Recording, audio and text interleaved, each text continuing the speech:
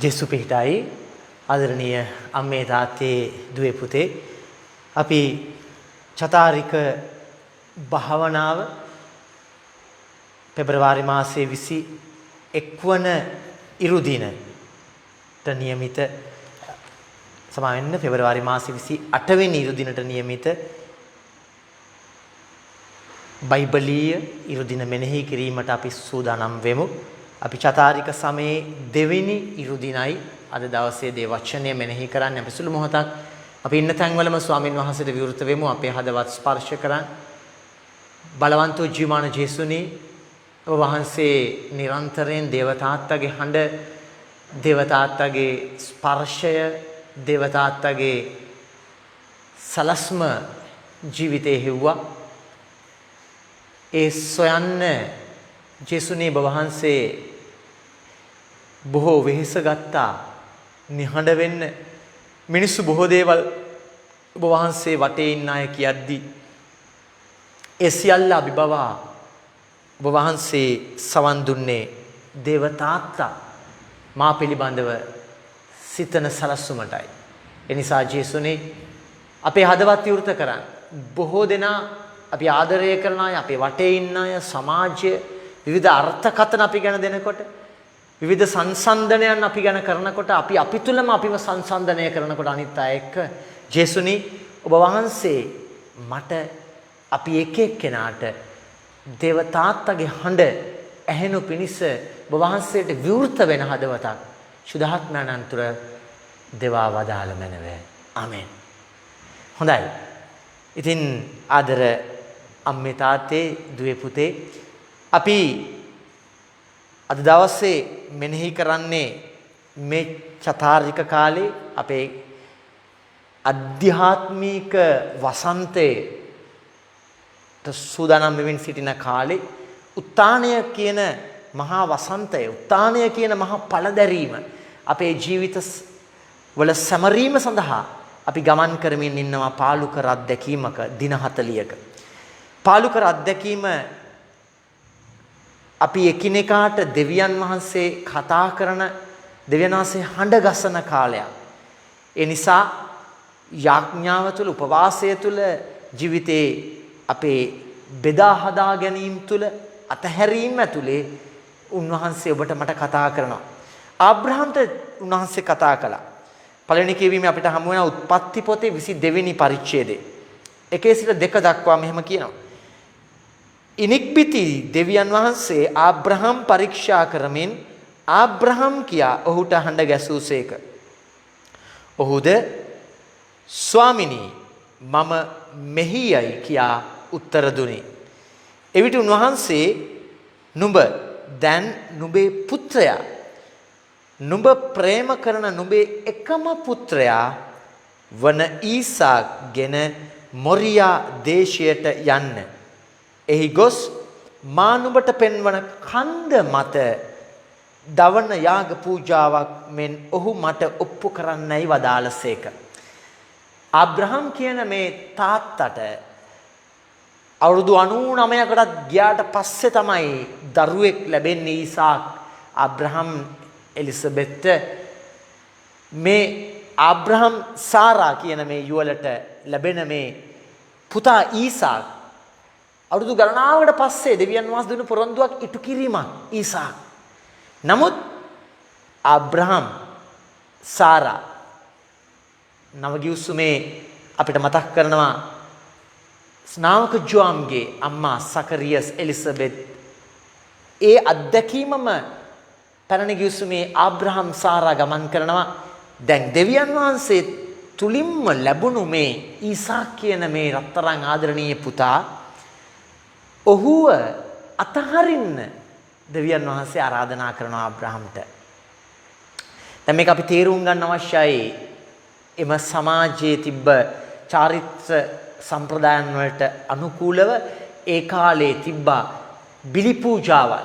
දෙවියන් සතුටු කරන්න විවිධ පූජා බිලි පූජා විවිධාකාර පඬුරු ඔප්පු කිරීමක්. දැන් ඒ නිසා ආබ්‍රහම්ගේ පරිසරයේ සමාජයේ සම්ප්‍රදායේ තියෙනවා බිලි පූජා කියලා දෙවියන්ව සතුටු කරන උපරිම ක්‍රමයක්. දැන් ආබ්‍රහම්ට ඒ නිසා දැනනවා දෙවියන් වහන්සේ ඉල්ලනවා ඇති කියලා. දැන් දෙවියන් වහන්සේගේ පැත්තෙන් දෙවියන් වහන්සේ මොනවද මේ ඉල්ලන්නේ?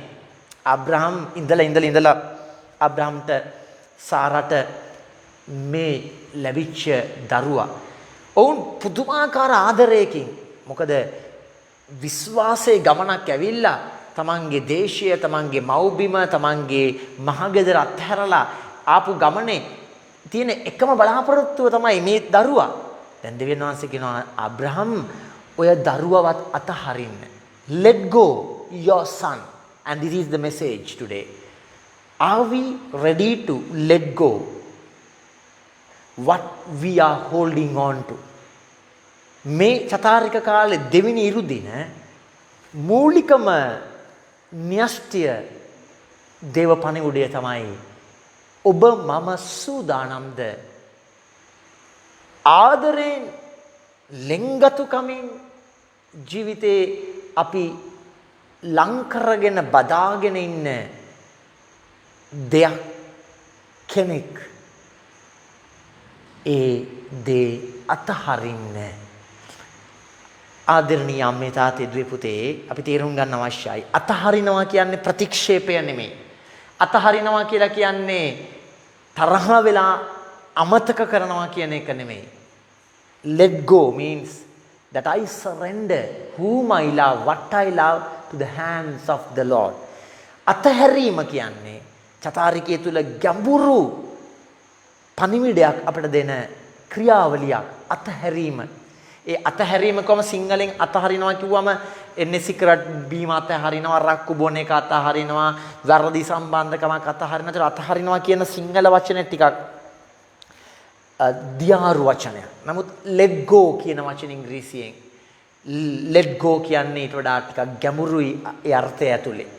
එතකොට අතහරිනවා කියලා කියන්නේ අමතක කරනවා, ප්‍රතික්ෂේප කරනවා නෙමෙයි. දැන් බිරිඳ ස්වාමි පුරුෂයාව අතහරිනවා කියන එකේ තේරුමක් තියෙනවා. දරුවෝ දෙමව්පියන්ව අතහරිනවා කියන එකේ ගැඹුරු තේරුමක් තියෙනවා.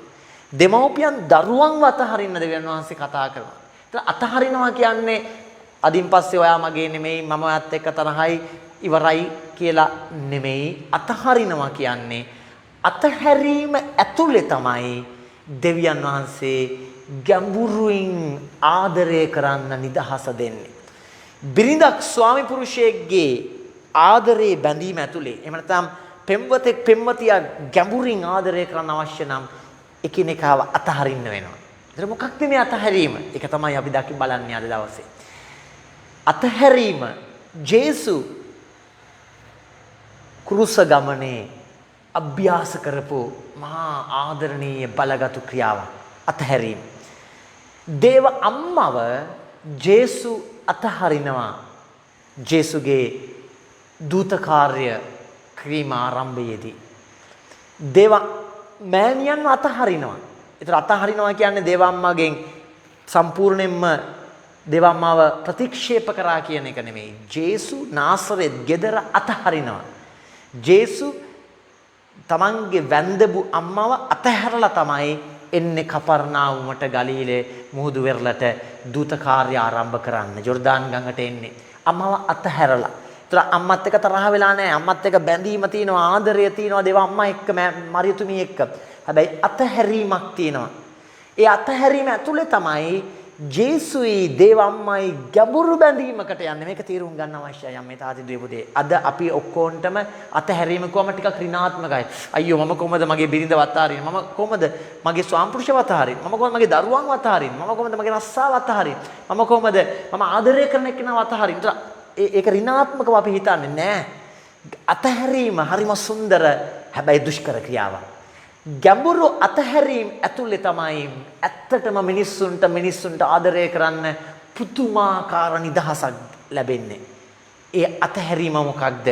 ආබ්‍රහම්ට දෙවියන් වහන්සේ උගන්වනවා ආබ්‍රහම් ඔබ ගැඹුරින් විශ්වයටම ආදරය කරන්න, ඇදහිල්ල පියා විදියට ආදරය කරන්න නම් ඔබේ පුතාව අතහරින්න.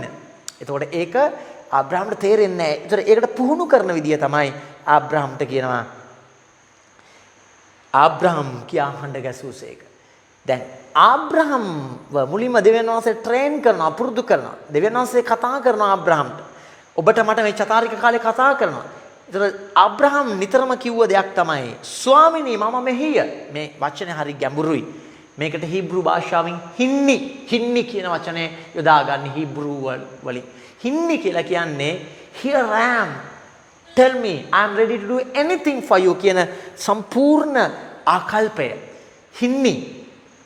ඒක තමයි දේව අම්මා කිව්වේ. ගාබ්‍රියල් දෙවියන් තුලින් දෙවියන් වහන්සේ කතා කරනකොට මෙන්න මම ස්වාමින් වහන්සේගේ දාසිය ඔබ පැවසූ ලෙසම ඉටු වේවා. හීබ්‍රු භාෂාවෙන් එක වචනයයි හින්නි කියන්නේ. ඒ කියන්නේ ස්වාමිනී මෙන්න මා මෙහිය. ඔබ වහන්සේ කැමති දේ මට කියන්න මම ඕන දෙයකට ලෑස්ති.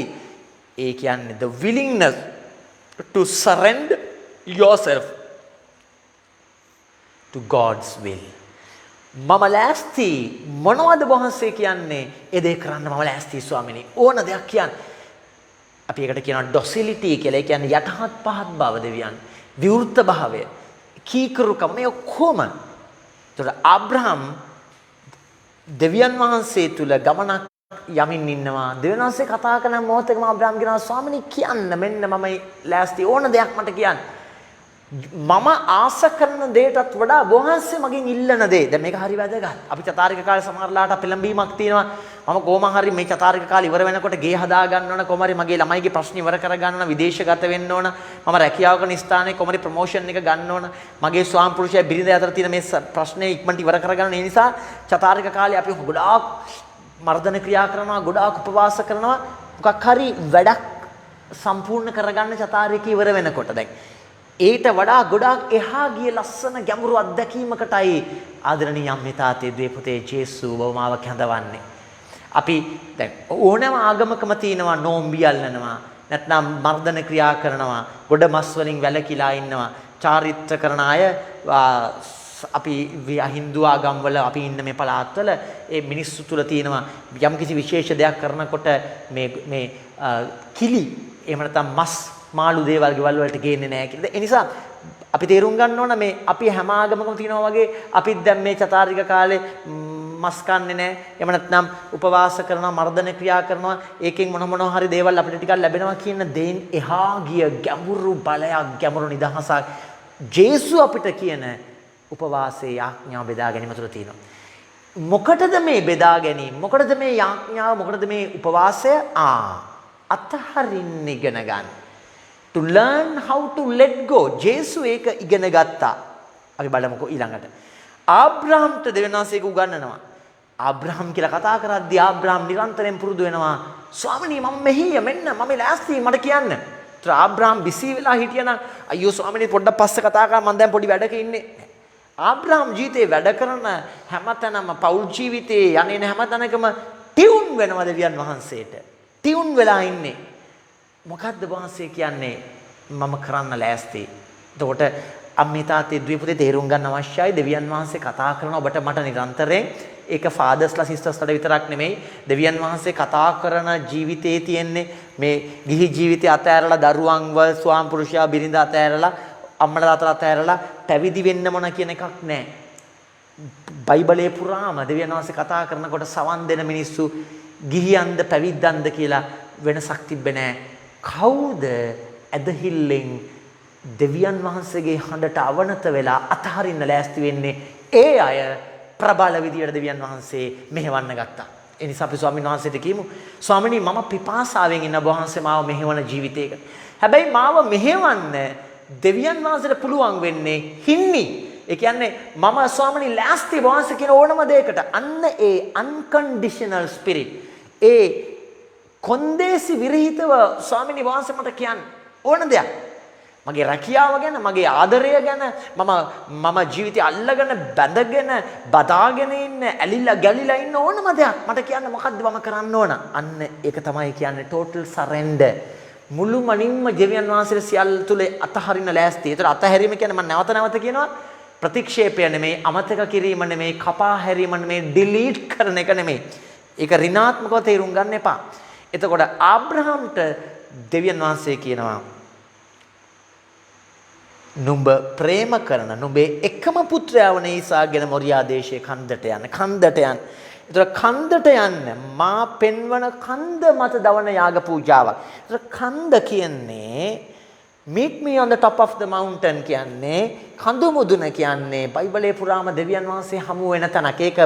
ඒක භෞතික කන්දකට වඩා දෙවියන් වහන්සේ තුල අනිත් දැන් අපි දන්නා කඳු මුදුනක් කියලා කියන්නේ කඳු මුදුන කියලා කියන්නේ මේ ලොකු තනිතලා භූමියක් නෙමෙයි කඳු මුදුන. එතකොට එතන ඉන්න පුළුවන් සාමාන්‍ය මුදුනක ඉන්න පුළුවන් වහලට නැග්ගොත් වහලේ මුදුනකට නැගලා තියෙනවා නම් එහෙම අපි වොන්තර නගිනවා වහල හදන් වහලේ මුදුනට නැග්ගම ඉන්න පුළුවන් එක්කෙනාටයි දෙන්නටයි හරි අමාරුයි. එතකොට මේ කඳු මුදුන කියන්නේ ද්වන්දව මුණ ගැහෙනවා. මුහුණට මුණ ගැහෙනවා දෙවියන් වහන්සේ. එතකොට කඳු මුදුනේ ගොඩාක් අයට ඉන්න බෑ. එතකොට මෝසස්ට කන්දට නැග්ග සීනායි කන්දට. එතකොට දැන් මෙන්න ආබ්‍රහම් මොරියා කියන කන්දට එන්න කියනවා. දෙවියන් වහන්සේක මුණ ගැහෙන. එතකොට කඳු මුදුනේ අත්දැකීමේ අපිට ඉන්න බොහෝ දෙනා බොහෝ දේවල් අතහරින්න වෙනවා දෙවියන් වහන්සේ එක්ක මුණට මුණ සම්මුඛ වෙන්න. ඒ නිසා දෙවියන් වහන්සේ කියනවා උඹ ඒක ආදරය කරන එකම පුතා එක්ක කන්දට එන්න. පුතාව අතහරින්න ලෑස්ති වෙන්න. හේතුව මට ඔබව මුණ ගැහෙන්න ඕන. ඔබයි මමයි. ඒ ගැඹුරු බැඳීමට ආබ්‍රහම ආදරය කරනවා. වෙන තාත්තා කෙනෙක් කියන්න තිබ්බ අනේ ස්වාමිනේ මගේ දරුවා ඔබ වහන්සේ ඉල්ලන්න එපා. කරුණා කරලා මට නම් කියන්න එපා. මම දන්න එක තාත්තා කෙනෙක් ඉන්නවා දරුවා හදිස්සියේ ලොකු පිළිකා රෝගයකින් මැරෙනවා. මේ තාත්තා පල්ලි යන එක නතර කරා. මේ තාත්තා කියනවා මට පල්ලි යන්න බෑ ෆාදර්. මම කොහමද පල්ලි ගිහිල්ලා ඒ දරුවව ගෙනාපු මිනිපෙට්ටිය තියපු පල්ලියට ගිහිල්ලා දෙවියන් වහන්සේට ප්‍රශංසා කරන්න ස්තුති කරන්නේ. මගේ දරුවව දෙවියන් වහන්සේ ගත්තා. ඒ නිසා මට ආම දෙවියන් වහන්සේ කතාවක් නෑ. ඒක දෙවියන් වහන්සේ තීරුම් ගන්නවා. ඒ තාත්තගේ අත්දැකීම, ඒ තාත්තගේ අරගලය. නමුත් ආබ්‍රහම් ඊට වඩා එහා තැනකින් පිළිතුරු දෙනවා. හරි වහන්සේ මගේ පුතාද ඉල්ලන්නේ මම ලෑස්තිද? ඒක ලේසි නෑ අපේ ජීවිතේ.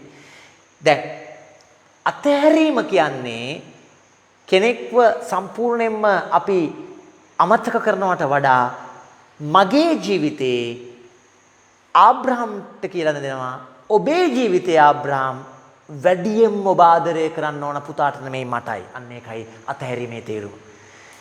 ඔබ මම ආදරණීය අම්මේ තාත්තේ දුවේ පුතේ මේ දවස්වල අපි ආදරය කරනවා. අම්මට තාත්තට ආදරය කරනවා, ස්වාම පුරුෂයා බිරිඳට ආදරය කරනවා, පෙම්වතා පෙම්වතිට ආදරය කරනවා, දරුවන්ට ආදරය කරනවා, රැකියාවට ආදරය කරනවා, යහළු මිත්‍රන්ට ආදරය කරනවා, ජීවිතේ බොහෝ දේවල්ට ආදරය කරනවා. අතහරින්න දෙවියන් වහන්සේ උදව් වෙන්නේ උගන්වන්නේ අපි මේ ලෝකේ යම්කිසි කෙනෙකුට යම්කිසි දෙයකට වැඩියෙන් ආදරේ නම් මේ ලෝකේ හැම දෙයකටම වඩා දෙවියන් වහන්සේ කියනවා නෑ පුතේ ඔබ වැඩියෙන් ඔබ බිරිඳට ආදරේ නම් ඔබ වැඩියෙන්ම කැහැදර වෙලා නම් ඔබේ දරුවට ඔබත් දුක් විඳිනවා දරුවත් දුක් විඳිනවා. ඒ නිසා ඔබ අතහරින්න අවශ්‍යයි. මොකද ඒක ඇවිල්ලා මේ ඔබ්සෙසිව් ලව් නෙමෙයි. දැන් අපි දන්නවා අද ගොඩක් වෙලාවට ප්‍රේම සම්බන්ධකම් ඇතුලේ ඉන්න ගොඩාක් තරුණ තරුණියන්ට තියෙන ආදරය ඔබ්සෙසිව් ලව්. ඒ කියන්නේ බොහොම මේ ඇලිලා ගැලිලා තියෙන ආදරයක්. ඒ නිසා එකපාර එයා මගේ පණ එයාට තමයි වැඩියෙන්ම ආදරේ. එයා ෆෝන් එක ආන්සර් කරේ නැත්තම් මට එයා එන්න කිව්වා මම එතනට ගියා. හැබැයි එයා පරක්කුයි. එයාට රස්සාව ලොකු වෙලා එයාට පැයක් ගියා මෙතනට එන්න. එහෙම නැත්නම් යාළුවොත් එක්ක ගිහිල්ලා එයා එන්න පරක්කු වුණා. මම එයාට එන්න කිව්ව එයාට එයා ආවේ නැහැ. කෑ ගහලා බැනලා කේන්ති ගිහිල්ලා ඇයි ආදරේ කැදරයක් කරගත්තු ලෝකෙක ඒක අම්මලා දරුවන්ට කෙරෙහි තියෙනවා. මගේ පුතාට මම ආදරේ පණ වගේ. මගේ පුතා තමයි මගේ ජීවිතේ. එතකොට අම්මලා කොපි කරන්න පවා පුරුදු වෙනවා. ටීචර්ලත් එක්ක රණ්ඩු කරන්න පුරුදු වෙනවා. දරුවට තියෙන ආදරයට මගේ දරුවා තමයි පන්තියේ පළවෙනිය එන්නේ හිටියේ. ඒ ළමයා කොහොමද ආවේ කියලා ටීචර්ලත් එක්ක කොණ්ඩ වලු පටල ගන්න තැනට දැන් ප්‍රේම කරන අය පෙම්වතුන් පෙම්වතියන් ආදරේ ගැඹුරින් කරන අය ඔබ්සෙස් වෙනවා කියලා කියන්නේ කැදර වෙලා. ඒ නිසා සැකය, බය, අධික කෝපය ඒකයි දෙවියන් වහන්සේ අපිට උගන්වන්නේ. ඔබ මම කැදර ආදරයක් නම් මේ ලෝකේ කරන්නේ අපි විඳවනවා. අපේ දරුවොත් විඳවනවා. උන්වහන්සේට අවශ්‍ය අපි නිදහස් වෙන එක. චතාරිකය කියන්නේ දෙවියන් වහන්සේ එක්ක ගැඹුරින් බැඳෙන්න නිදහස් වීමේ කාලය. දෙවියන් වහන්සේ ගැඹුරින් බැඳෙන මිනිස්සු ස්වාමි පුරුෂයා එක්ක බැඳෙන්න පටන් ගන්නවා. බිරිඳ එක්ක බැඳෙන්න ගන්නවා. දරුවන් එක්ක බැඳෙන්න ගන්නවා. අසල්වැසියෝ එක්ක බැඳෙන්න ගන්නවා. අම්මා තාත්තා එක්ක බැඳෙන්න ගන්නවා. සුභා ධර්මයේ එක්ක ගහ කොළ සතා සිව්පාව එක්ක බැඳෙන්න ගන්නවා. ජීවිතයේ දිලිඳු පීඩිතයන් සමග බැඳෙන්න ගන්නවා. මහා පුලුල් භාවයක්. ඒකට අතහරින්න අවශ්‍යයි. ආබ්‍රහම්ට කියනවා ආබ්‍රහම් ඔබ අතහරින්න අවශ්‍ය ඔබේ පුතාව. හේතුව ඔබ විශ්වාසයේ ගමනක් යන දැන් පුතා හමුනාට පස්සේ පුතාව තමයි ඔබ ලොකු කරගෙන තියෙන ජීවිතේ. පුතාව ලොකු කරගත්ත ජීවිතය ඇතුලේ ඔබට දෙවියන් වහන්සේ කියන හඬ පේන්නේ නැහැ. පුතා තමයි දැන් ලොකු වෙලා තියෙන්නේ. එතකොට පුතාව අතහරින්නේ. දැන් ආබ්‍රහම් මේකට යටත් වෙනවා. අපි කියනවා උත්පත්ති පොතේ 22 9 වෙනි පරිච්ඡේදයේ 13 දක්වා මෙසේ ගමන් කොට දෙවියන් වහන්සේ වදාළ ස්ථානයට වුන් පැමිණි විට ආබ්‍රහම් මෙහි පූජාසනයක් ඉදි කර පිළිවෙලට දර කෑලි තබා තම පුතීසාක් බඳ පූජාසනයේ පිට තනු දරසෑය මත තැබීය. මෙසේ තබා ඔහු අතදිගු කොට සිය පුතු මරණු පිණිස පිහියගත්තේය. එවිට සමිදානන් වහන්සේගේ දූතයා ස්වර්ගයේ සිට ආබ්‍රහම් ආබ්‍රහම් කියා හඬ ගැසීය. මම මෙහි සිටිමි ඔහු කීය. හින්නේ මෙන්න මා මෙහිය. ආබ්‍රහම් මොනවා කළත් දෙවියන් වහන්සේ තුල ගැඹුරු සවන් දීමක්. දෙවියන් වහන්සේගේ හඬ කරන්න ඕන වෙලාවක පුතාටත් වඩා බිරිඳටත් වඩා කාටවත් වඩා වැදගත් මම දේව තාත්තගේ දෙවියන් වහන්සේගේ හඬට එකතු වීම. ඔබට මට එවැනි ජීවිතයක් තියෙනවද? ඔබට කියන්න පුළුවන්ද මම මගේ බිරිඳට වඩා මට ඕන දෙවියන් වහන්සේගේ කැමැත්ත කරන්න. මගේ පුතාට දුවට වඩා මට ඕන ඒ පුතාට දුවට තියෙන ආදරයට වඩා දෙවියන් වහන්සේ සතුටු කිරීමයි. මගේ බිරිඳට වඩා මගේ අම්මා තාත්තට වඩා මම මේ ලෝකේ ආදරේ වැඩිම ආදරය කරන පුද්ගලයාට වඩා මට ඕන දේව තාත්තේ වාසගේ කැමැත්ත කරන්න. අන්න ඒ ආදරයට ඔබ මම ඇතුල් වෙලා නම් ඔබේ ජීවිතය මගේ ජීවිතේ වඩා නිදහස්. දැන් දෙවියන් වහන්සේ ජේසුට ඔබ්සෙසිව් ලව් එකක් නෑ අපි කරේ. ඒ කියන්නේ ඔයාගේ බිරිඳ තමයි වැඩියෙන් ආදරේ ඒ නිසා මම බලා ගන්නම්. එහෙම නෑ. ආත්මාර්ථකමිය ආදරය නෑ. ඇයි දෙවියන් වහන්සේ අපෙන් ඉල්ලන්නේ? ඇයි ආබ්‍රහම්ගෙන් ඉල්ලන්නේ ඔය පුතාව අතහැරලා කඳු මුදුනේ පූජා කරන්න කියලා? මොකද මේ දෙවියන් වහන්සේ මේ තුටු පඳුරු බලාපොරොත්තු වෙලා එහෙම නැත්නම් බිලි පූජාවල් වල ලේ වලින් සතුටු කරන දෙවි කෙනෙක් නෙමෙයි. ඒතර මොකක්ද මේ බලාපොරොත්තු වෙන්නේ? දෙවියන් වහන්සේ දන්නවා ආබ්‍රහම්ගේ ස්වභාවය ඇතුලේ ආබ්‍රහම් ආපු ගමන ඇතුලේ දැන් මේ ඊසාක් එකම පුතාව ජීවිතය කරගෙන විඳවනවා. ආබ්‍රහම් විඳවනවා. විශ්වාසය පියා විඳවනවා. ආබ්‍රහම්ගේ ජීවිතේ වෙන මොකුත් නැහැ කල්පනා වෙන. නින්දට යන්න ගියාත් රෑ නින්දෙන් ගැසිලා හැරෙන්නේ පුතා මතක් වෙනවා. පුතාගේ අනාගතේ මතක් වෙනවා අපිට වගේ. දෙවියන් වහන්සේට ඕන ආබ්‍රහම් ගෙනාපු ගමනේ ලස්සන ජීවිතයකට ගෙනියන්න. ඒ නිසා ආබ්‍රහම්ට පුරුදු කරනවා අතහරින්න. අම්මේ තාත්තේ දුවේ පුතේ මේ චතාරික කාලේ දෙවෙනි ඉරුදින ඔබට මට පුරුදු කරනවා අතහැරීමේ ලස්සන ගමන. ඒකයි කුරුස ගමන කියන්නේ ඇත්තටම. වෙන මොකුත් නෙමෙයි. ජේසු මුළු ලෝකේම තමන්ට ආදරය කරපු ජේසු ආදරය කරපු මිතුරන් මිතුරියන් අම්මා තමන්ගේ ලෝකය පරිසරය තමන්ගේ වයස තමන්ගේ තාරුණ්‍ය අතහැරිනවා. කුරුසය තුරුළු කරගන්නවා. ඒක මහා දුර්වල දුෂ්කර මහා දුබලකම් මැදින් යන ගමනක්. වැටි වැටි යන ගමනක්. ආබ්‍රහම් දෙවියන් වහන්සේට සවන් දෙනවා.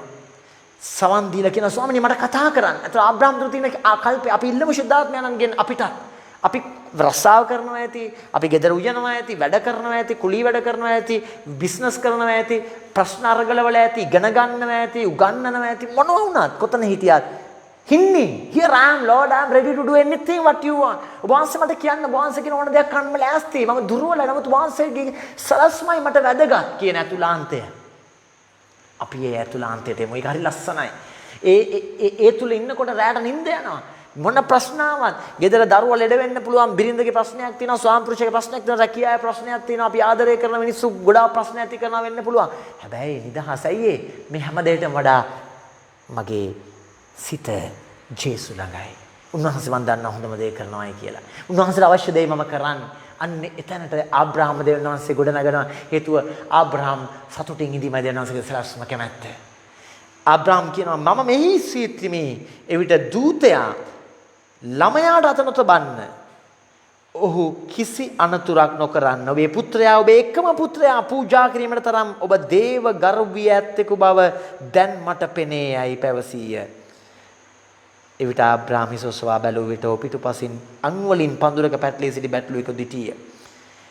දැන් හින්නි කියන්නේ ස්වාමීනි මෙන්න මා මෙහි වහන්සේ කැමති දේ කියන මම කරන්න ලෑස්තියි කියන ඒ අපි කියනවා inner disposition. එහෙම නැත්නම් අතුලාන්ත හිස් භාවය දෙවියන් වහන්සේ කියන දේ කරන්න අතුලෙන් මම හිස් වෙලා ඉන්නේ. වහන්සේ කැමැත්ත මගේ ජීවිතය වෙන්න ඕන. ඉඩමක් ගන්න ගියත්, රැකියාව කරන්න ගියත්, රැකියාව ප්‍රොමෝෂන් එකක් කරන්න ගියත්, දරුවෝ හදන්න ගියත්, ස්වාම පුරුෂයා බිරිඳ එක්ක මොනවා කරන්න ගියත් වහන්සේගේ සලස්මයි වෙන්න ඕන කියන inner disposition අතුලාන්ත හිස් භාවය හින්නි කියන්නේ. හැබැයි ඒකට දෙවියන් වහන්සේ දෙන පිළිතුරට අපි කියනවා යීරේ provider, God provides. Jehovah Yireh. කියන්නේ දෙවියන් වහන්සේ සියල්ල සපයනසේක. ඔබ මම ජීවිතේ පුරුදු වෙනකොට අධිහිල්ලේ ගමන ඇතුලේ මේ චතාරිකයන් තුල ස්වාමිනී වහන්සේ කැමැත්ත කරන්න මම ලෑස්ති. ඒ වෙනුවෙන් ඕන දෙයක් අතහරින්න ලෑස්ති. ඒ නිසා තමයි ඒකේ යම්කිසි සංකේතාත්මක දෙයක් තමයි ආහාර වලට කරන निराहाරය, निराहारශීලය. එහෙම නැත්නම් ෆෝන් එකට කරන උපවාසය, ටීවී එකට මම මේ කාලේ කරන උපවාසය. එහෙම නැත්නම් මම බොන්න කැමති කොකාකෝලා නම් මම මේ කාලේ මම කොකාකෝලා අතනවා. එක එක්කෙනාට එක එක දේවල් තියෙනවා වෙන්න පුළුවන්. මේ පුංචි පුංචි අතහැරීම් සමහරවිට මේවා බොළඳයි කියලා හිතනවා වෙන්න පුළුවන්. නමුත් පුංචි පුංචි අතහැරීම් ඇතුලේ තමයි ගොඩ නැගෙන්නේ. මට මතකයි මම පුංචි කාලේ අම්මලා තාත්තලා එක ගෙදර ඉන්නකොට වයස අවුරුදු 10 11 කාලේ අම්මයි තාත්තයි තීරණයක් ගන්නවා අපි ගෙදර එළවලු විතරයි කන්නේ, මස් මාළු කිරි බිත්තර මුකුත් කන්නේ නැහැ චතාරික කාලේ කියලා. මගේ වයස අවුරුදු 10ක් 11ක් විතර ඇති. ඒක මට දැනෙනකොට මමත් කිව්වා මමත් කන්නේ නැහැ. අම්මා කිව්වා නෑ පිස්සුද, ඔයා තාම පොඩි, ඔයා තාම ළමයි මෙව කරන්න ඕනේ නෑ. වැඩිහිටියා විතර මේක අපි පවුලක් විදිහට ගත තීරණයක්. හැබැයි ඇතුලෙන් මට පිපාසයක් ආවා. නෑ මමත් එළවලුයි බතුයි විතරයි කන්නේ කියලා. ඒ කාලේ එළවලුයි බතුයි කනවා කියන්නේ හිතා ගන්න බැරි දෙයක්. ඇයි හැම වෙලාවෙම මස් මාළු මොනවා හරි අනිවාර්යයෙන්ම තුන් වේලෙටම තියෙනවා. එළවලු බතුයි කෑවා කියන එක මට ඒ කාලේ හිතා ගන්න බෑ. නමුත් පුංචි කාලේ ඒක පුංචි දෙයක්. නමුත් ඒ අත්දැකීම පවුලේ අත්දැකීම මට බලපානවා ජීවිතේ. ඒක පටවල නෙමෙයි. අම්මා කිව්වේ නෑ අපි කන්නේ උඹත් කන්නේ කියලා නෑ. ඒගොල්ලන් තීරණයක් ගත්තා. මට කිව්වා නෑ ඔයා තාම ළමෙක් ඔයා කරන්න ඕනේ නෑ. ඔයාට අපි කෑම උයලා දෙනවා. ඔයාට ලෑස්ති කරලා දෙනවා නෑ. ඔය නෑ මට එහෙම ඕනේ නෑ. ඒක පිපාසයක් ඇති වුණා. මොකටද දැක්ක ගෙදර චතාරික කාලේ කියන්නේ වෙනස් කාලයක්. තාත්තා අම්මා වැඩියෙන් ජේසුට සවන් දෙන කාලයක්. ඒ පුරුදු පුහුණු දරුවන්ට ගලාගෙන යනකොට ඒවා දරුවන්ගේ ඇතුළතටම යනවා. අද ගොඩක් වෙලාවට අපේ පවුල්වල ඒවා ගිලිහිලා ගිහිල්ලා. අපේ පවුල්වල ඒවා ගිලිහිලා ගිහිල්ලා අම්මලා තාත්තලා සමහර වෙලාවට පුංචි දේවල් කරනවා. නමුත් දරුවන් එක්ක ඒවා සාකච්ඡා කරනවා හරි අඩුයි. අම්මේ තාත්තේ දුවේ පුතේ පවුලක් ලෙස ජේසු එක්ක අතහැරීමේ ගමනක් යන තීරණය කරන මේ චතාරික කාලේ. ඒ දරුවන් පිට පටවන්න එපා. මම දන්න සමහර දරුවෝ ඉන්නවා මේ නව යෝන් වේ ඉන්න දරුවෝ ඒගොල්ලන් ප්‍රතික්ෂේප කරනවා අම්මලාව මේ චතාරික කාලේ සම්බන්ධව ඒගොල්ලන් කියන දේවල් අම්මලා දැඩි ලෙස කියන චතාරික කාලේ ටීවී දාන්නේ. ඒ නිසා දඬුවම් නෙමෙයි නීති රීති නෙමෙයි. එතකොට ජේසුගේ කාලේ ජේසුගේ ගෝලයෝ ජේසුගේ කාලේ පරිසවරු අහනවා ඔයාලා මොකද ස්නාගජ්ජාම්ගේ ගෝලියොත් කරනවා උපවාසය. ඔබ මොකද මේ කාලේ කරන්නේ? මොකද පරණ යුසු මේ පාස්කෝඩ් සුදනම් වීමේ කාලේ ජුදා ආගමේ තිබ්බ චාරිත්‍රයක් දින 40ක් ඉන්නවා निराहाරේ. නමුත් ජේසු කරන්නන් වාලේ කරේ නැහැ. ජේසු මේ ආගමික භක්තියකින් ජීවත් වෙච්ච කෙනෙක්, මේ අධ්‍යාත්මික හදවතකින් ජීවත් වෙච්ච කෙනෙක්. කරන්නන් වාලේ ගෝලයන්ට පුරුදු කරේ නැහැ. උඹලා අනිවාර්යෙන් ඔක්කොමලා කරනවා උපවාසය, උඹලත් උපවාසය කරන්නේ නැහැ. ජේසු කියනවා මනාලයා Taman සමග සිටියේදී උපවාස අවශ්‍ය නැත. මනාලයාව Tamanගෙන් වෙන් කරාම උපවාස කරයියෝ. ඒතර ජේසු කරන්නන් වාලේ පුරුද්දක් වශයෙන් ඔක්කොම කරනවා, අපිත් කරනවා නැහැ. ඒතර සමහර පවුල්වල අද කතෝලික පවුල්වල තියෙනවා ඔක්කොමලා කරනවා අපිත් කරනවා, ඒ නිසා කරන්න ඕන මේකයි පාද නමස්කාරය කරන්න ඕන කියලා. දැන් දරුවන් අපි යොමු කරන්න අවශ්‍යයි ආදරණීයව. දරුවන් යම් කිසි දෙයකට මෙහෙයවීමක් කරන්න අවශ්‍යයි. පුතේ ඕන යාඥා කරලා දරුවෝ කිව්වට දරුවන්ට යාඥා කරන්න තේරෙන්නේ නැහැ නේ. දරුවන් යොමු කරන්න හැබැයි ආදරණීයව. දරුවන්ට එපා වෙලා තිත්ත වෙන විදියට නෙමෙයි. ඒතර මේක හරි ආදරණීයව කරනකොට දරුවන්ට දැනෙනවා අම්මා තාත්තා නිදහස්. දැන් සමහර නව යෝන් වියේ තරුණ දුවල පුතාලා කියන එකක් තමයි ෆාදර් අම්බෝ මම නම් මේ පෙබරවාරි මාර්තු ගමට පෙන්වන්න බෑ. මොකද තාත්තට අපි ළඟින් ගියොත් ඇහැක් නෑ. අතට අහුවෙච්ච එක පොලේ ගහනවා. ඇයි ඒ? තාත්තා බොන්නේ නෑ කියලා තීරණයක් කරගෙන. තාත්තා මස් කන්නේ නෑ කියලා තීරණයක් කරන්. ඒ නිසා තාත්තට ඉන්න බෑ. ඒ නිසා බීලා පුරුදු වෙලා බොන්නේ නැතුව ඉන්නකොට මහා මුස්පේන්තුයි. ඉතින් මේ පුතා කියනවා ඒ තාත්තගේ පුතා කියන අනේ වාද මට නම් ගෙදර ඉන්න හිතෙන්නේ නැහැ ඔය මාර්තු පෙබරවාරි මාර්තු කාලේ හේතුව අපේ තාත්තා බොන්නේ නැහැ චතාරික කාලේ බොන්නේ නැහැ කියලා බොහොම දැහැමි තීරණයක් ගන්නවා අපිට ගෙදර ඉන්න හිතෙන්නේ නැහැ. ඇයි මූණ එල්ලගත්ත ගමන් චුච් ගන්නවා මූණ රතු වෙලා ඉන්නේ. ඇයි බී බොන්න බැරි ඉඳ බී ගන්න බැරි නිසා නිකන් යකෙක් වගේ. ඊට වඩා හොඳයි බීලා සතුටෙන් හිටියනම් අපි ඉන්නව නිවිහනේ ඉල්ල. දැන් මේක නෙමෙයි චතාරිකය කියන්නේ. අමාරුවෙන් තදියමේ අනිත්‍යයටත් බරක් වෙලා අනිත්‍යයටත් තමන්ගේ මහා මැලි වෙච්ච මූණ පෙන්නගෙන නෑ. ඒකයි ජේසුස් කියන්නේ ඔබ උපවාස කරනකොට හොඳට ලස්සනට මූණ හොදලා පිළිවෙලට සතුටින් තමයි උපවාසය කරනවා නම් කරන්න කවුරුත් දකින්න බෑ උපවාසය කරනවා කියලා. ඔබට ලොකු සතුටක් ප්‍රීතියක් තියෙන අවශ්‍යයි ඔබ කරන ඕනෑම ආධ්‍යාත්මික ක්‍රියාවක. හැබැයි අතහැරීම ගැඹුරින් වෙන තැනේ යීරේ God is my provider.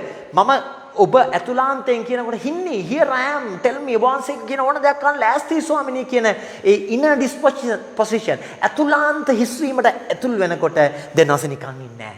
දෙවියන් වහන්සේ අනිත් පැත්තෙන් කියනවා මම ඔබට අවශ්‍ය සියල්ල සපයන දෙවියන් වහන්සේ ජෙහෝවා යීරේ මම දෙවියන් වහන්සේ සියල්ල සපයන දෙවියන් වහන්සේ. හැබැයි දැන් ආබ්‍රහම්ට කඳු මුදුනට යන්න වෙනවා දරුවවත් අරගෙන මේක ලොකු කට්ටක්. ඒතකොට සියල්ල සපයනවා කියන්නේ ෆුඩ් සිටි එකට ගිහිල්ලා ලොකු හැම්පර් එකක් හම්බෙන ඇති වෙනකන් නාන්න කන්න නෙමෙයිනේ. දෙවියන් වහන්සේ අවශ්‍ය වෙලාවේ අවශ්‍ය දේ ඔබට මට සපයනවා. හැබැයි ඒකට ඇතුළාන්තේ ලොකු අතහැරීමක් අවශ්‍ය වෙනවා. මොකද අතහැරීම ඇතුළේ දෙවියන් වහන්සේ පුදුම දේ කරන්න පටන් ගන්නවා. ආදරණීය අම්මේ තාත්තේ දුවේ පුතේ පෞගේ දවස්වල හරි ලස්සන අත්දැකීමක් වුණා අපේ ගමේ. ඊටමත් බැඳිලා ඉන්න පවුලක් කොරෝනා පොසිටිව් වෙනවා අම්මට. ඒ අම්මාට ඉස්පිරිතාලේ යන්න වෙනවා. හොම ගම ඉස්පිරිතාලට ගෙනියනවා. මේ අම්මා දරුවෝ 3 දෙනෙක්ගේ අම්මා කෙනෙක් ගොඩාක් තැවුණා දරුවෝ පිළිබඳව. විශේෂයෙන් තමන්ගේ පුතා 6 පන්තියේ අම්මා හැම වෙලාවෙම දරුවත් එක්ක ගැටෙනවා. දරුවට ගොඩාක් ආදරෙයි අම්මා කෑදරෙන් ආදරේ කරනවා. ඒ වගේම මේ දරුවත් ගොඩාක් දඩබ්බර අපි කියන හයිපර් ඇක්ටිව් හයිපර් සෙන්සිටිව් මේ පුතා. ඒ නිසා අම්මා නිතරම මේ දරුවට ගහනවා බනිනවා. ඒ වගේම ආදරේ. මේ අම්මට කොරෝනා පොසිටිව් වෙනකොට අම්මට ඉස්පිරිතාලේ යන්න වෙනවා. මාසයක් ගෙදර නැහැ. මේ අම්මා ඉස්පිරිතාලේ ඉඳලා මාත් එක්ක කතා කරද්දි කියනවා ෆාදර් පුතා මොනවා කරගත්තද දන්නේ නැහැ. මගේ ස්වාම පුරුෂයාට පුරුදු නැහැ දරුවෝ 3 දෙනාව බලාගෙන. හැබැයි ඒ පවුල අපි බලා ගන්නකොට අපේ කිතුණු සංඝ ක්‍රමයේ ඇතුලේ කිතුණු සංඝ හැමදාම ඔවුන්ට කෑම දෙනවා. ඔවුන්ව බලා ගන්නකොට ඔවුන් හම් වෙනකොට අනේ අර දඟලන අර එකට එක කරන කෑ ගන්න එක තනකවත් බොහොම නිවිහැනිලින් නැති පුතා අම්මා ඉස්පිරිතාලට යන්න වුණා. ගෙදර තාත්තයි දරුවෝ ටිකයි සම්පූර්ණයෙන්ම ක්වොරන්ටයින් වෙන්න වුණා. කිසි කරදරයක් නැහැ. චූටි මල්ලි පැටියෙක් ඉන්නවා වයස අවුරුදු 3මාරක. අනේ මේ 6 පන්තියේ පුතා Tamanට වඩා ටිකක් වැඩි මහලක්ක අක්කෙක් ඉන්නවා 9 පන්තියේ තාත්තයි ගෙදර වැඩ කරගෙන. මේ පුතාගේ ඇතුලේ ලොකු වෙනස් වීමක්. මොකද අම්මා පුතාට තියෙන කෑදරේට පුතාට ගානවා. මේ පුතා කියන දෙයන්නේ පුතාගේ පස්සෙමයි. පුතාටත් වදයක්. හැබැයි පුතාටත් මේක අත්දැකීමක් වෙනවා. අම්මා නැහැ කියන යා දුක අම්මා විඳවනවා. අම්මා දුක් අම්මා ගොඩාක් දුක් විඳින ඉස්පිරිතාලේ කොරෝනා හැදිලා. ඒකත් එක්ක පුතාගේ ජීවිතේ 6 පන්තිය කියලා කියන්නේ වයස අවුරුදු 11ක් විතර ඇතිනේ. නමුත් මේ 11 12 වයසේ ඉන්න මේ පුතාට දැනෙනවා නෑ මට යමක් කරන්න පුළුවන් මේ වෙලාවේ.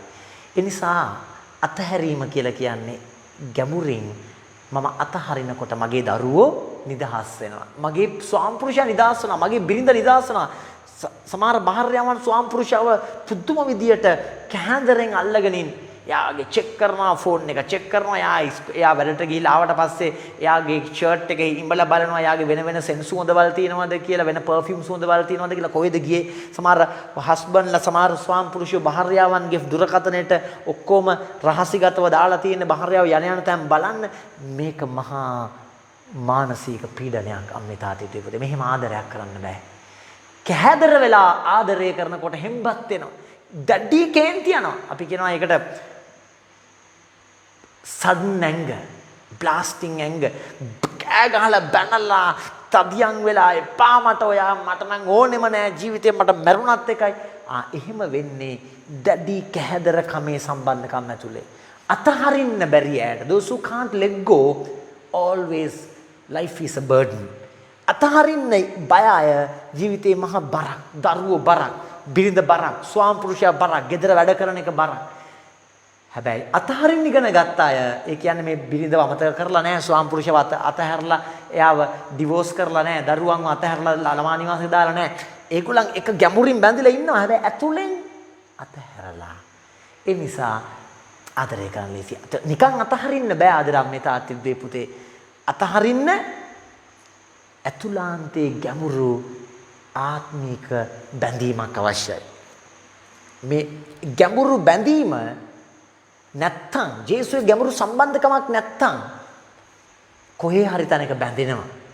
ඒක හරි වැදගත් මම දන්න එක අම්මා කෙනෙක් වයස අවුරුදු 60 විතර ගිහිගේ අතහැරලා තමන්ගේ ස්වාමි පුරුෂයා තමන්ගේ පුතා දුව විවාහ වෙලා උන්ගේ දරුවෝ ඉන්නවා තමන් ධනවත් මේ අම්මා බෞද්ධ අම්මා කෙනෙක් යනවා මෙහෙණින් වහන්සේ කෙනෙක් වෙන්න භාවනා කරන්න ඇය පැවිදිගත වෙනවා. නමුත් ඇගේ ජීවිතේ ඇය මාත් එක්ක කතා කරද්දී කියන දෙයක් තමයි මම මොනවා අතහැරලා මම ජීවිතේ හොයන්නේ නිදහස පාද.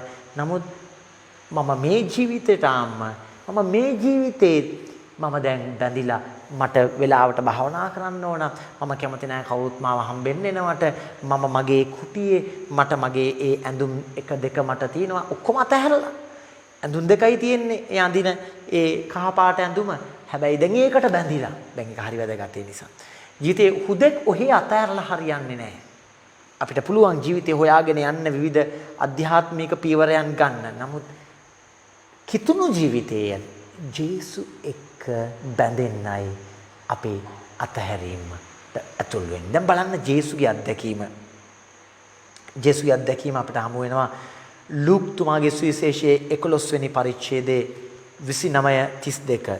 ලූක් 11:29 සමා වෙන්න අපි පෙරර ගන්නවා මාක් තුමාගේ සුවිශේෂයේ 9 වෙනි පරිච්ඡේදයේ 2 සිට 10. මාක් 9:2 සිට 10. සද්දවසකට පසු ජේසුස් වහන්සේ පේදුරුද ජාකොබ්ද ජොහන්ද වෙන්කොටගෙන ඔවුන් සමග උස්කන්ධකට ගෙන ගියසේක. නැවතත් උස්කන්ධක්. අබ්‍රහම් උස්කන්ධර දෙවියන් වහන්සේ ආරාධනා කරනවා. ඒ කියන්නේ ඉන්න තැනින් එස වෙන්න, ඉන්න තැනින් තනි වෙන්න. මේ කාලේ ඔබට මට කියනවා. දැන් ජේසුස් පේදුරු ජොම් ජාකොබ් උස්කන්ධකට ඒ කියන්නේ මේකට පසුබිමක් තියෙනවා. මොකද්ද පසුබිම? මේ තාබෝර් කන්ද තරණය කරන්න ඉස්සෙල්ලා අපි කියන අනිරූප විලාසුමේ අත්දැකීමට යන්න ඉස්සෙල්ලා පසුබිමක් තිබ්බා. ජේසු ඇයි තාබෝර් කන්ද නගින්න ඕන කියලා තීරණය කළේ? පසුබිම තමයි අපි කියවුවොත් එහෙම 8 වෙනි පරිච්ඡේදයේ අවසාන කොටස ඔබ පුළුවන් නම් බයිබලෙදි ගැරලා කියවන්න මාක් තුමාගේ සුවිශේෂයේ 8 වෙනි පරිච්ඡේදයේ අවසාන වගන්ති 31 ඉඳලා 40 දක්වා. ඒකෙදි ජේසු කියනවා මොකක්ද කියන්නේ? මනුෂ්‍ය පුත්‍රයන්න් බොහෝ දුක් වේදනා විඳිනටත් ප්‍රජා මූලිකයන්ද නායක පූජකයන්ද විනයදරයන්ද විසින් ප්‍රතික්ෂේප කරනු ලබන්නටත් තෙදිනකට පසු නැගිවත නැගිටින්න නියම බව ඔවුන්ට උගන්වන්න පටන් ගත්සේක. මෙන්න පසුබිම් කතාව. තාබෝර් කන්දට යන්න ජේසුට හිතෙන්නේ ජේසු ගෝලයෝයි ජනතාවයි එක කියනවා මනුෂ්‍ය පුත්‍රයාණන්ව මහිමයටපත් වෙන පැය ආසන්නයි. නායක පූජකයෝ ඒ කියන්නේ ආගමේ ධර්මිෂ්ඨයි කියලා බොහොම අපි කියනවා රිලිජියස් ලීඩර්ස් ආගමානුකූල මිනිස්සු මනුෂ්‍ය පුත්‍රයන්ව කුරුසපත් කරන්න මරන්න බලාගෙන ඉන්නේ. ඒ කියන්නේ මේ ආගම බදාගෙන ආගම තමයි කැහැදරෙන් ආගමානුකූල ජීවිතයේ ආගමානුකූලව ජීවත් වෙන එක කැහැදරකමක් වෙලා. ඒ නිසා ජේසු වගේ නිදහස් කෙනෙක් අධ්‍යාත්මික ජීවිතයක් ගැන කතා කරනකොට සමාජීය දේශපාලන ජීවිත ගැන කතා කරනකොට ඒක ඔරොත්තු දෙන්නේ නැහැ. ඒ නිසා ආගමික නායකයෝ ජේසුව මරන්න නියමිතයි. ප්‍රජාමූලිකයෝ කියලා කියන්නේ දේශපාලන නායකයෝ ඒ කාලේ තමන්ගේ බඩගෝස්තරය පුරව ගන්න බලන් හිටිය දේශපාලන නායකයෝ ප්‍රජාමූලිකයෝ. ඒගොල්ලොනුත් මිනිස්සුන්ව කුපිත කරවලා ජේසුව මරන්න යන්නේ. ඒකයි මේ කියන්නේ විනයදරයෝ. ඒ කියන්නේ ලෝයර්ස්ලා ඒ කාලේ නීතිය දන්න අයත් නීතියෙන් සල්ලි හම්බ කරනවා මිසක් ජේසු දුන්නු ප්‍රේමයේ නීතියට අනුකූල වෙන කැමති නැහැ. ඒ නිසා ප්‍රජාමූලිකයෝ, දේශපාලන නායකයෝ, ආගමික නායකයෝ, ඒ කියන්නේ නායක පූජකයෝ, විනයදරයෝ, ඒ කියන්නේ නීතිය දන්න අය ඔක්කොම එකතු වෙලා මනුෂ්‍ය පුත්‍රයාණන්ව ජේසුව මරන්න යන්නේ කියලා ජේසු දැන් ඔන්න කියනවා. මේක කියන්න පටන් ගන්න. මොකද වෙන්නේ? වහන්සේ මේ ගැන ප්‍රසිද්ධියේම කතා කළසේක. එකල පේදුරුන් වහන්සේ පසකටගෙන උන්වහන්සේට තදින් චෝදනා කළේ. දැන් මෙච්චර වෙලා පේදුරුට කිව්වා පේදුරු ඔබ පර්වතයක්. මේ පර්වතය පිට මගේ සභාව ගොඩනගනවා. පේදුරු කිව්වා ඔබ ක්‍රිස්තුස්ස කියලා. දැන් පේදුරු ජේසුව නාසරතේ ජේසුව අල්ලගත්තම හැබැයි පේදුරු ජේසුගේ දෙවියන් වහන්සේ ජීසස් අබ්බා එක්ස්පීරියන්ස් කියන්නේ ජේසුගේ අධ්‍යාත්මය නෙමෙයි අල්ලගන්න එක මොහොතක මේ අවස්ථාවේදී පේදුරු ජේසුව අල්ලගන්නවා. ඒ කියන්නේ ජේසුව හුදෙක් තමන්ගේ නාසරෙත්තේ ජේසුව තමන්ගේ ජීවිතේ කරගන්නවා. ජේසුගේ අධ්‍යාත්මය ජේසු දෙන දෙවියන් වහන්සේව නෙමෙයි ජේසුව. එතකොට මොකද වෙන්නේ? ජේසු කියනකොට මාව මරන්නයි යන්නේ කියලා මට මැරෙන්න මගේ ජීවිතයේ ආයුතු ගමනක් තියෙනවා මට අතහරින්න වෙනවා කියලා පේදුරු කියනවා ඔබ පිස්සුද ජේසුට ඔහොම කරන්න එපා ජේසුනි ඔයාට පිස්සුද මෙන්න මෙහාට එන්න කියලා ජේසුට චෝදනා කරනවා. මොකද වෙන්නේ? සාතන් අහකට යව නුඹ සිතන්නේ මිනිසුන් සිතන විදියට මිස දෙවියන් වහන්සේ සිතන විදියට නොවේ යයිව දාසේ. සාතන් කියලා කාටද කියන්නේ? මේ ඔබ පර්වතය පිට මගේ සභාව ගොඩනගනවා කියලා කිව්ව මේ පළවෙනි පේදුරු කියලා කිව්ව මහා පර්වතය පළවෙනි පාපවංශයට කියනවා ඔබ සාතන්. ඒ කියන්නේ මිනිස්සු විදියට ඔබ හිතන්න ගත්තොත් ඔබ කොච්චර මේ ලෝකේ ආගමික නායකයෙක් වුණත් මිනිස්සුන්ව සතුටු කරන්න, දේශපාලනය සතුටු කරන්න, අනිත් රටේ ඉන්න නායකයන්ව සතුටු කරන්න නම් ආගමික නායකයෝ පෙළඹෙන්නේ නැත්නම් ඔබ මම පෙළඹෙන්නේ සාතන් අහකට යව ජේසු කියනවා. පේදුරුටත් ඒක කිව්වා. ඒ නිසා හරි භයානකයි මේක වචනේ. ඔබ මම හිතන්නේ මිනිස්සු හිතන විදියට හිතලා අපි මේ සමාජයේ ගලවන්න යනවා නම් මිනිස්සු හිතන විදියට හිතනවා. ජේසු කියනවා ඔබ සාතන්. ඒ කියන්නේ සාතානා කියන ලතින් භාෂාවෙන්නේ ඔබ මට බාධා කරුවේ. දෙවියන් වහන්සේ හිතන විදියට හිතන්න. දෙවියන් වහන්සේ හිතන විදිය මොකද්ද? දෙවියන් වහන්සේ හිතන විදිය තමයි පුතා කල්වාරි කඳු මුදුනේ පුතාව දෙවියන් වහන්සේ අතහරිනවා. අන්න දෙවියන් වහන්සේ හිතන විදිය. දෙවියන් වහන්සේ හිතන විදිය කැහැදරෙන් බදා ගන්නවට වඩා එකම පුතාවත් කියනවා පුතේ ඔය ගමන මේ මිනිස්සුන් එතර කරන්න ඔබ ඵලයන්. අන්න අතහැරීමේ ගමන දෙවියන් වහන්සේ හිතන විදිය. ඒකට දෙවියන් වහන්සේ ඇතුල් කරනවා මේ අත්දැකීමට. බලන්න ජේසු ඒක කියනවා යමෙක් මානු එන්න කැමතිද තම කම නසා කුරුසිය දරා මානු ආවාවේ. අද අම්මේ තාත්තේ දුවේ පුතේ මෙතනයි බලය තියෙන්නේ. ක්‍රිස්තියානියේ බලය තියෙන්නේ එතන. when you start letting go, when you start practicing let go, and there is power and you are able to love more. ඔබ වෙනදට වඩා ආදරය කරන්න පුළුවන් වෙනවා ඔබ ජීවිතේ අතහරින්න ඉගෙන ගත්තොත්. ඒක අතහරිනවා කියලා කියන්නේ ගිහි ජීවිතය අතහැරලා රස්සාවල් අතහැරලා ඔක්කොම අතන ඒවා විවිධ අය විවිධ අත්දැකීම් වලදී ගන්න තීරණ. නමුත් අතහරිනවා කියන දේ භෞතිකව රයිට් ඒක මට එපා කියන එකට වඩා මම ඒක තියෙනවා නමුත් මම ඒකට තියෙන බැඳීම අතහරිනවා. I want to be detached from that eager attachment. මට මගේ පුතා කෙරෙහි ලොකු කැහැදරයක් තියෙනවා. මම පුතාට ගොඩාක් ආදරේ හේතුව පුතා මට අන්තිමට හම්බුනේ අවුරුදු ගාණක් ගියාට පස්සේ හම්බුනේ. ඒක තාත්තා කෙනෙක් මට කියනවා අපේ පවුලේ දරුවෝ 3 දෙනයි. නමුත් දරුවෝ හිටියේ නෑ පළවෙනි අවුරුදු 13ේම. පස්සේ දරුවෝ හම්බුනේ.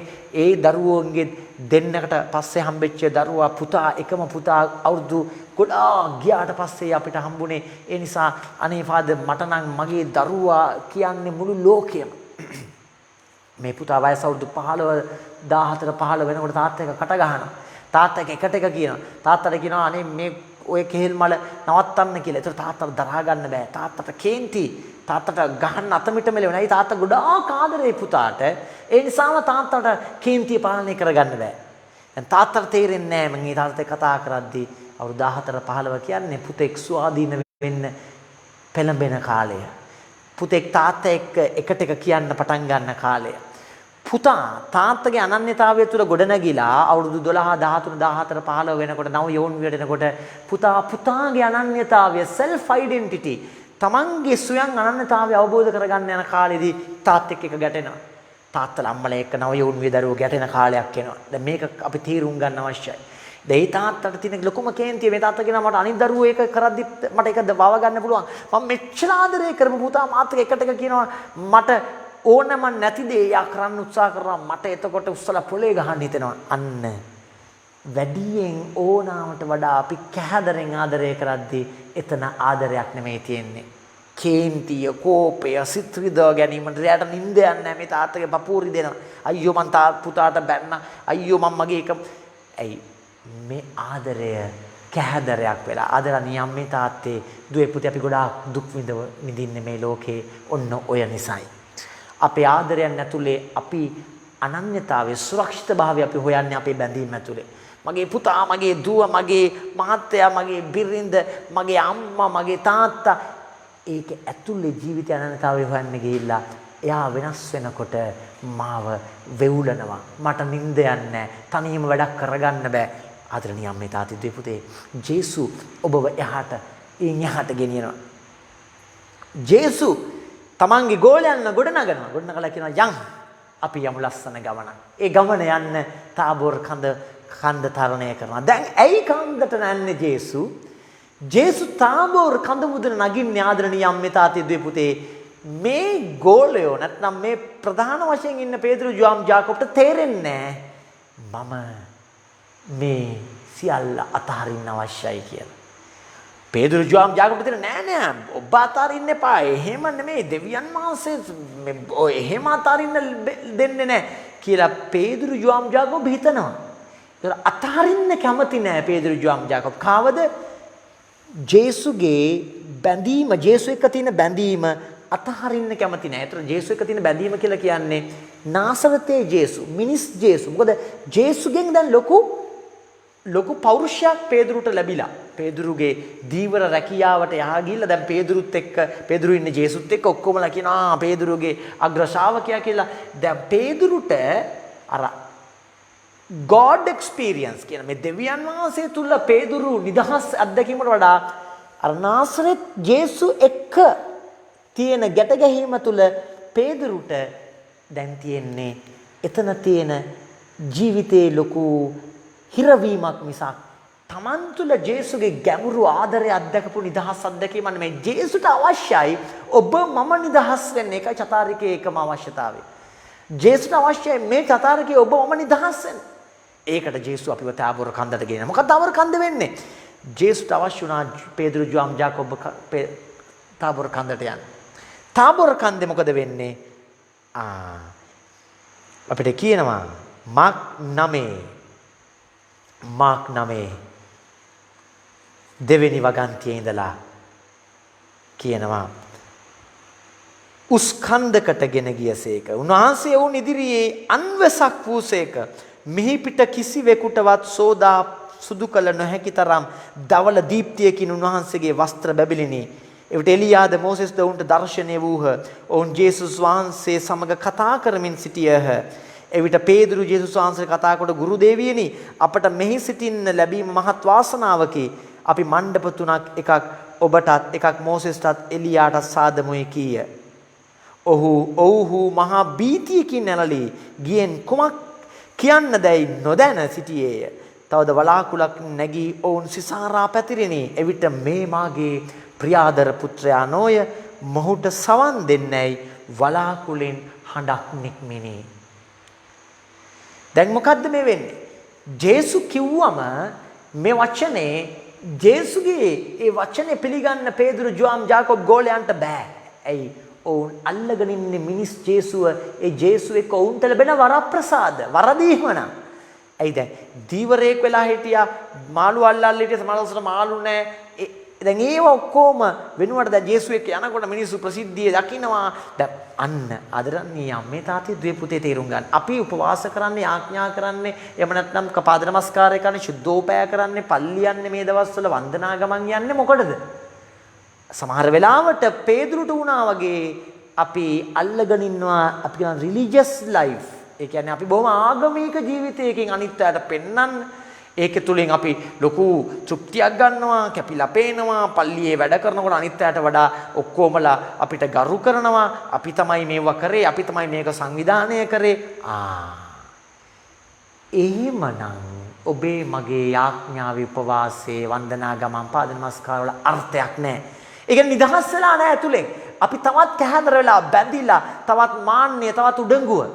ජේසු පේදුරු ජෝම් ජාකොබ්ගෙන් පටන් අරන් ගෝලයන් තුල කඩනවා ඒ යපින් මානසිකත්වය යපුම් මානසිකත්වය ඩිපෙන්ඩන්ට් මෙන්ටැලිටි නෑ කොහොමද ඒක කඩන්නේ යාඥාවකට ගෙනිනවා කඳු මුදුනේ. ඒතර දැන් ජේසුට අරගලයක් තියෙනවා මේ මිනිස්සු කිව්වට අහන්නේ නෑනේ. මම ජීවිතේ ලෙට් ගෝ කරන්න ලෑස්ති, මම ජීවිතේ අතහරින්න ලෑස්ති. මගේ ලස්සනම කාලේ ජේසු කල්පනා කරන අඩු 33යි ලස්සනම කාලය අතහරින්න ලෑස්ති. හැබැයි ගෝලියෝ අතහරින්න දෙන්නේ නෑ. ඔවුන්ට වෙනම තියෙනවා අපි කියන එකට මේ පොලිටිකල් මෙසියානික් ඩ්‍රීම්. ඒ කියන්නේ මේ මහා පොළොවේ අපි ලොකු වැඩක් කර කැපී පෙනිලා බලය අතට අරගෙන කරන්න ඕන ලොකු දෙයක් පිළිබඳව පේදුරු ජෝම් ජාකොබ් ජුදාස් වගේ අය දෙන එකයි ජුදාස්ට ජේසුව පාවල දෙන තරම් කලකිරීමක් ඇති වෙන්නේ. ජේසු ජීවිතයේ අතහරින්න පටන් ගන්නවා. අතහරිනවා කියලා කියන්නේ අනේ මම මැරෙනවා අයියෝ මම කමිට් සුයිසයිඩ් ඒක නෙමෙයි. සිය දිවිහානි කර ගැනීමේ නැඹුරුව නෙමෙයි. මේ ලෝකේ දේව තාත්තා මගෙන් ඉල්ලන ඕනම දෙයක් කරන්න මම ලෑස්ති කියන ජේසු එතනට එන නිදහස. එතකොට පේදුරු මොකද කියන්නේ? යාළුවෝ මොකද කියන්නේ? අනිත් අයටලා දේව තාත්තා මොකද්ද කියන්නේ? හරි තාත්තේ මම කරන්න ලෑස්ති. හින්නි මෙන්න මම ලෑස්ති කියන ඒ ගැඹුරු අත්දැකීම. ඒකට ජේසු ඇතුල් වෙනවා. ඇතුල් වෙන්නේ ජේසුටම තේරෙනවා මේ ළඟින් ඉන්න පේදුරු ජෝම් ජාකොබ්වත් වෙනස් කරගන්න බෑ. මෙච්චර බැඳිලා එකට ඉන්න හොඳම යාළුවෝ තුන් දෙනා. ඒගොල්ලන්ව වෙනස් කරන්න බෑ. ඒගොල්ලන් ජේසුට තරවටු කරනවා මේ මරණ ගැන කතා කරන්න එපා කියලා. ආදරණීය අම්මේ තාත්තේ දුවේ පුතේ. අද ගොඩක් වෙලාවට අපි කලකිරෙන්නේ කේන්ති ගන්න ගැට ගැහිලා අපිට ගොඩාක් වෙලාවට අපි කඩාගෙන වැටෙන්නේ අපි ළඟ ඉන්න අය වෙනස් වෙන්නේ නැහැ කියලා අපිට දැනනකොට.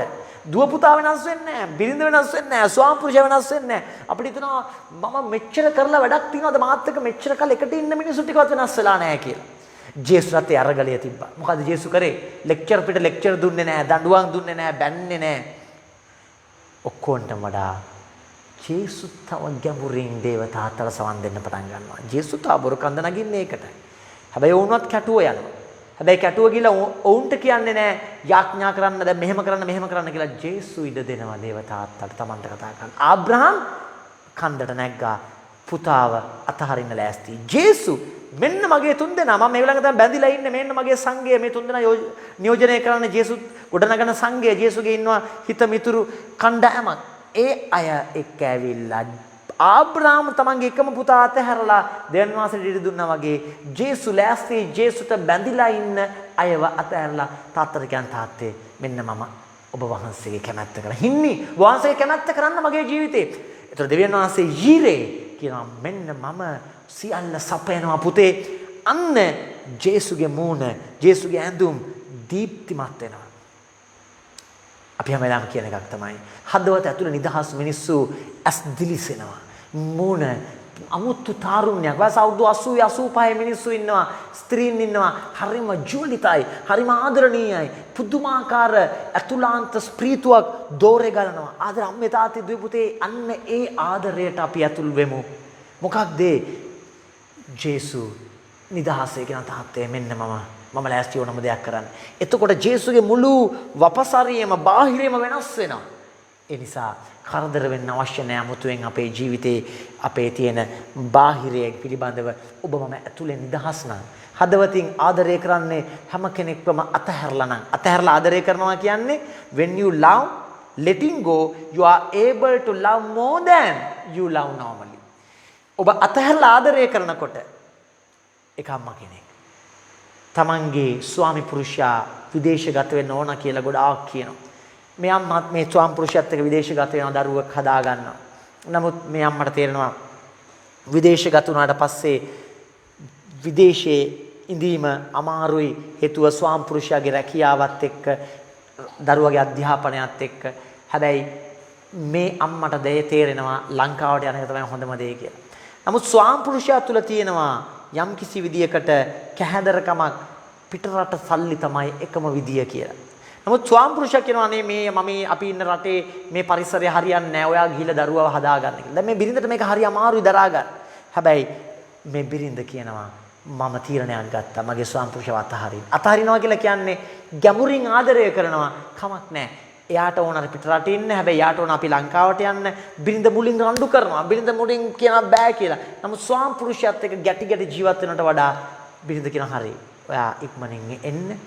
මම දරුවා වරන් ලංකාවට යන්නයි කියලා. කාලයක් යනකොට දරුවට ලොකු ආදරයක් ඇති වෙලා මේ අම්මාට දැනෙනවා ස්වාමි පුරුෂයා ලංකාවට එන්න යන්න පටන් ගන්නවා. හැබැයි දැන් දරුවා ගොඩාක් තමන්ට බැඳෙනවා. මේ අම්මා කියනවා මට දැනෙනවා ෆාදර් ජේසුස් තුල මගේ ස්වාමි පුරුෂයාවත් මම අතහරින්න ඉගෙන ගත්තේ. ඒ තුල ලොකු නිදහසක් මමත් මගේ ස්වාමි පුරුෂයාත් අත්දකිනවා. ඉස්සර අපි රණ්ඩු කරගන්න. ඉස්සර පුංචි දෙයකටත් අපි ගැටෙනවා. ආගියුමන්ට්ස්. හැබැයි දැන් ඒව නෑ. අපි ලොකු බැඳීමක් තියෙනවා. අපි එකිනෙකාට ගරු කරනවා, එකිනෙකාව තේරුම් ගන්නවා. ඒ වගේම දුවත් එක්කත් මේ අම්මට ලොකු බැඳීමක් ඇති වෙලා ඒ වගේම මේ දුව අම්මට නිතරම කියනවා අනේ අම්මේ ඔයා මාව දාලා නම් යන්නපා මේ අම්මට වීස් එකක් පපුවේ හතිය හැදි වෙනවා. පහුගිය දවස්වල දුව බය වෙනවා. මේ තින කොරෝනා තත්ත්වයන් එක අනේ අම්මේ ඔයාට මොනවා හරි වුණොත් මේ අම්මට ගොඩාක් රට පපුව හතිය තද වෙන පපුව හුස්ම හිර වෙන වෙලාව. මේ අම්මා දුවව ගොඩ නගනවා. පුතේ අම්මා දෙවියන් වහන්සේ ඔයාට දීලා තියෙන්නේ ඔයා නැගිටින්න. ඔයා නැගිටලා ඔයාගේ ගමන යන්න. අම්මා ඔයාට උදව් වෙනවා කියලා. අම්මා මේ දුවට උදව් වෙනවා ශක්තිය දෙනවා. කොහොමද උදව් වෙන්නේ? අම්මා මේ දුව එක්ක ආච්චිලා සිලින වැඩිහිටි නිවාස වලට යනවා, ළමා නිවාස වල යනවා, ගිහිල්ලා වැඩ කරනවා. අම්මා ගිහිල්ලා අනිත් ළමයිව තුරුළු කරගන්නවා. ඒගොල්ලන් එක්ක වැඩ කරනවා, සෙල්ලම් කරනවා. දුවට මුලින් හරිම ජෙලස්. අම්මා ඔයා මගේ අම්මා. ඔයා මොකද අනිත් ළමයි වල්ලන්නේ? ඒ ළමයි හරිම කෙලුටුයි. ඒ ළමයි හොඳ නැහැ. මේ දුව දන්නේ නැහැ අම්මලා තාත්තලා නැති ළමයි තව ගොඩාක් ඉන්නවයි කියලා.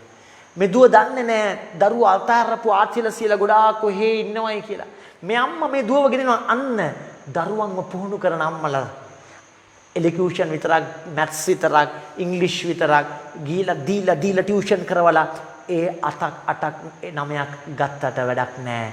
ඔබේ දරුවා ආත්මීකව වැහැරිලා නම්, ආත්මීකව මහා ඇතුලෙන් මන්ද පෝෂණය නම් ඔබේ දරුවා සනසීමක් අත්දකින්නෙත් නැහැ. අම්මේ තාත්තේ වැඩිහිටියෝ විදිහට ඔබ සනසීමක් අත්දකින්නෙත් නැහැ.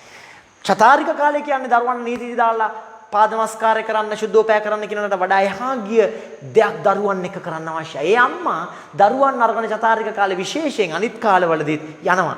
ඔය ළමයි ටිකක් ඉන්න නිවාසයකට ගිහිල්ලා හවස් වරුවේ සෙල්ලම් කරලා ළමයිව තුරුළු කරන මුලින් දුව අම්මත් එක්ක ගැටෙනවා. ඔයා මගේ අම්මා. අම්මා කියලා නෑ පුතේ. මම අයිති අනිත් අයට. මේ දරුවන්ට අම්මා තාත්තා කෙනෙක් නෑ. ඒගොල්ලන්ටත් අපි වයිති. අපි ඒගොල්ලන්ට ආදරය දෙන්නයි මේ ලෝකේ හදලා තියෙන්නේ. සමහර දරුවන්ව ඒ සිස්ටර්ලට කියලා අම්මා ගෙදර එක්කන් එනවා නිවාඩු කාලේ. දුව පුදුමාකාර විදියට ටික විවෘත වෙනවා. ඇත්තටම අද වෙනකොට ඒ දුව හරිම විවෘත මනසක්. ගොඩාක් අයට උදව් කරන්න, ගොඩාක් අය වෙනුවෙන් පෙනී ඉන්න පුදුම විරෝධාර චරිතය. ඇයි අම්මා ගොඩ නැගුවේ දුවව? මම තනි තාත්තා රටේ ඉන්නේ. අනේ ඔයා මාත් එක්කම ඉන්න. මට ඔයාගෙන් තොර ජීවිතයක් නැහැ කියලා කැහැදරෙන් නෙමෙයි. එහෙම හැදුවම ළමයි ගෙම්බට බයයි, කැරපොත්තට බයයි, කුරුමිනියට බයයි, මකුළුවට බයයි, මීයට බයයි, එළියට යන්න බෑ, වැස්සෙත මෙන්න බෑ, අවුවට බයයි, ජීවිතේ මඩ පෑගෙන්න කැමති නෑ. අර අපි කියන්නේ පුස් ලයිෆ්. ඒ කියන්නේ දරුවන්ව හදනවා සුපිරි ගෙවල් වල, හෝටල් වල ලොකු කෑම දීලා හොඳට AC කරලා නැත්නම් ෆෑන් දාලා නිකම් හොඳට පුළුම් බබාලා වගේ. හැබැයි හැම වෙලාවෙම ඉන්නේ නැගින් මයින්ඩ්සෙට්. ඒ කියන්නේ හැම වෙලාවෙම නැති බණේමයි. මේ දරුවෝ සතුටු කරන්න බෑ. මොනවා කරන්න ගියත් මේ දරුවන්ට හැමදේම ඕන. අම්මලා පුරුදු කරලා තියෙන්නේ අධ්‍යාපනය දීලා සැප පහසුකම් දීලා. හැබැයි අතහැරීම් පුරුදු කරලා නැහැ. ආදරණීය අම්මේ තාත්තේ දුවේ පුතේ. ඒ නිසා අපි පුරුදු වෙමු. ඔබ වැඩි මාදරේ නම් ඔබේ බිරිඳව අතහරින්න දෙවියන්ස්ගේ බලය ඉල්ලන්න. ස්වාම පුරුෂය ඔබ ගොඩාක් අල්ලගෙන නම් ඉන්නේ. ස්වාම පුරුෂය මත යැපිලා නම් ඉන්නේ ඔබ. ජේසුගෙන් බලය ඉල්ලන්න මේ චතුරාර්ය කාලේ ස්වාමිනේ ස්වාම පුරුෂායිති බෝවන්සෙන් මට නෙමෙයි. ඒ නිදහසට එනකොටම ස්වාම පුරුෂයට වෙන්නට වඩා ආදරය කරන්න පුළුවන් වෙනවා. එයාත් එක්ක ගැටෙන්න යන්නේ. එයාත් එක්ක නිතරම රණ්ඩු කරන්න හිතෙන්නේ නැහැ. අයියේ. එයා මට අයිති නෑ. හැබැයි මට ගැඹුරින් එයාට ආදරය කරන්න පුළුවන් කියන නිදහසට එනවා. අපි කියමු ඒ නිසා. ආදරණීය අම්මේ තාත්තේ දුවේ පුතේ. අපි ඇස් දෙක වහගෙන අපි කියමු. වහන්සේට ජේසුණී ඇහුණා මේ මගේ ආදරවන්ත පුතා ඔහුට සවන් දෙන්න. ජේසුට ඒ හඬ ඇහෙන්නේ තාබෝර් කඳ මුදුනේ. ජේසු ලෑස්ති අතහරින්න. ජේසු ලෑස්ති අතහරින්න. ජේසු ගොඩනගාගෙන ආපු සංඝය. ජේසු ලෑස්ති අතහරින්න. ජේසුට තිබ අනන්‍යතාවය සමාජ පිළිගැනීම. ජේසු ප්‍රාතිහාර්ය කරා ඔක්කොමලා හරි ආදරේ මේ සියල්ල අතහරින්න ලෑස්ති. එතකොටද යෙහෝවා යීරේ දෙවියන් වහන්සේ සියල්ල සපයන දෙන්නාන්සේ කියනවා මම ඔබ කෙරේ ප්‍රසන්නයි. ඔහු කෙරේ ප්‍රසන්නයි. ඔහුට සවන් දෙන්න. අතහැර ගන්න බැරිව ඉන්න පේදුරු ජාකොබ්ට කියනවා ඔහුට සවන් දෙන්න. ඔහු අතහරින්න ජීවිතයට අතහරින්න ඔබත්. එතකොට ඔබේ ජීවිතේ මිරඩා නිදහස් වෙනවා. ඔබ බලවන්ත වෙනවා. ආදරණීය අම්මේ තාත්තේ දුවේ පුතේ අපි කියමු ස්වාමිනේ Lord give us that power to let go.